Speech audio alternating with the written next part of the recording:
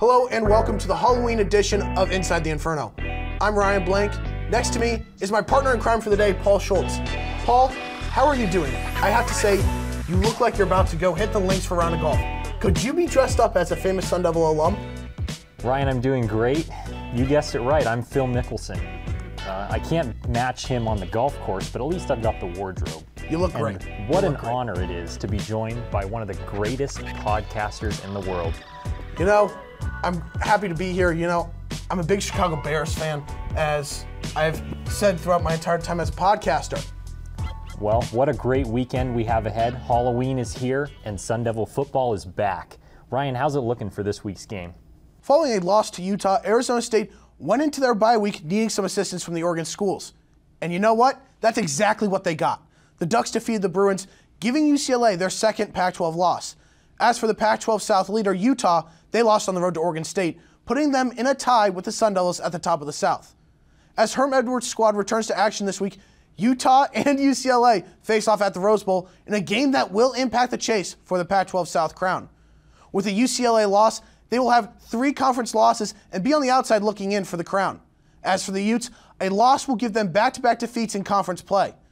This is where the Sun Devils come into play. With a win and a Bruins loss, the Sun Devils could put themselves in the driver's seat for the South.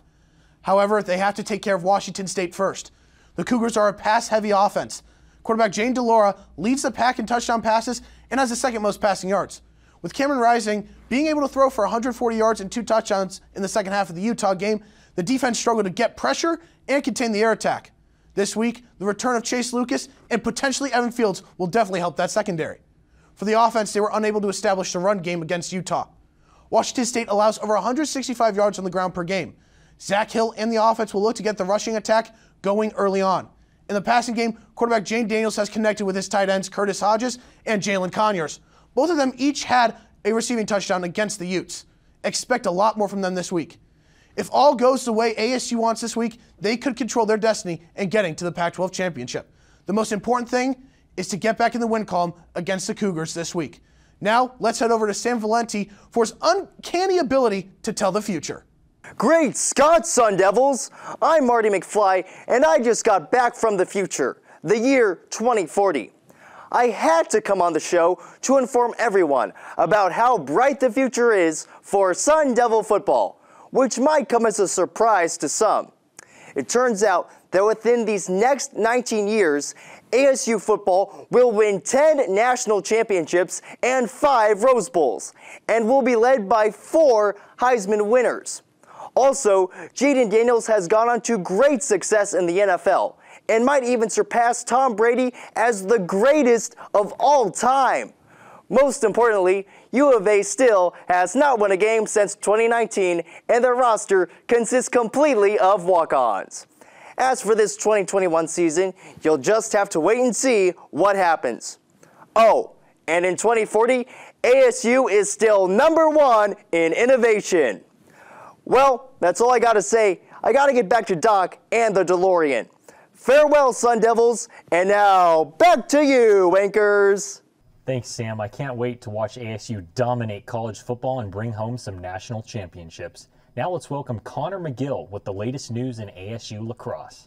Thanks, Paul. It's like a family reunion in Tempe, Arizona, as Northwestern graduate transfer Taylor Pizzone joins the ASU lacrosse team, and joining her former assistant coach Tim McCormick, who once coached her in Northwestern. Northwestern known for being a dominant lacrosse powerhouse team, and the ASU Sun Devil lacrosse team on the rise to being maybe a Pac-12 contender. I went out to the ASU lacrosse fields to get an idea of what this connection is like. It's a tale as old as time, as Northwestern graduate transfer Taylor Pizzone joins her former assistant coach Tim McCormick in Tempe. McCormick coached Pizzone in her early stages at Northwestern, and now can finally see all the hard work she's put in on his Sun Devil squad. It's incredible. That's what this whole thing is all about, right? Is about a constant pursuit of growth. So I was there in the beginning, you know, and got to watch her, and seeing her now and how mature she is, and how, you know, just you know, much more mature she has gotten over the last few years. It's unbelievable. When McCormick reached out to Pizzone about joining the squad, the answer seemed simple. I reached out, I was like, let's go. I was excited for a great experience, and having been coached by him, him as a coach, you've already seen what he's done to this program, but as a person too, he's just so genuine. He puts you first. You're basically family, and he has your back. As Pizzone enters into her 5th year playing the sport she loves, McCormick is confident in her playing ability. She's just tough. She's, someone who competes really, really hard. She wants to win every time she's on the field. She will contend every ground ball. She will defend you. She will, scrap it up on the draw circle, and make great decisions on the offensive side of the ball too. Just to have the experience from someone who's been on a top 10 program, that's huge. Our team has a lot of depth anyways, and just to add another person, it just makes it really, we're going to be pretty good. Though it may be early to say how the Sun Devils will fare in 2022, Pizzone believes the team can go far. The team is incredible, and I think they've been on the rise, and a Pac-12 championship, a tournament, and making it far. And I think that we're ready, and I'm hoping to contribute to help to that success. And yeah, like I said, I'm really excited. This tale is far from being over as the Sun Devils prepare for their 2022 season. Reporting for Inferno Intel, I'm Connor McGill. Thanks, Connor. For more of his coverage, you can visit infernointel.com. Well, since we've got the Phil Mickelson outfit here at the desk, it seems only fitting that we see how ASU's golf programs wrapped up their fall season. For that, we check in with golf reporter Ashley ENGLE. When you think of superstars, many people would assume the upperclassmen, right? Well, that's sometimes the case. But here at ASU Golf, some of the freshman golfers have been making their name for themselves in their collegiate careers. I'm talking about freshmen Preston Summerhays and Callan Rochholt. These two golfers have been making their mark on both of these teams. Summerhays won his first individual title in his collegiate career at the East Lake Cup this past week. Despite a rocky start in the first couple of holes, Summerhays showed the course and the playing field whose boss it was in it to win it. Overall, Preston Summerhays finished the round at 4 under par, and his team was excited as much as he was. Now, Callan Rochholt has been playing well throughout the season, which earned her a spot on the watch list for the Onako Award. For those who don't know what the Onako Award is, the award is awarded to the most outstanding female golfer of the year. So far in her freshman career, Rochholt has placed 13th place in the Onaka Intercollegiate back in September and finished 5th place in the Stanford Intercollegiate. Both performances earned her this spot for the award this year. Congratulations to both of these golfers for their accomplishments so far. Men's golf finished its fall season and will return for the 2nd annual Copper Cup in January. The women's team will compete in the final tournament of their season starting this Monday, November 1st at the Pac-12 Preview in Hawaii. Overall, these athletes are going to get better, and if you're not following these teams, here's some advice. Go follow them because there's a lot of young talent out there and you don't want to miss out. Back to you guys at the desk. It is time for the staple of our show. Inferno Intel headlines.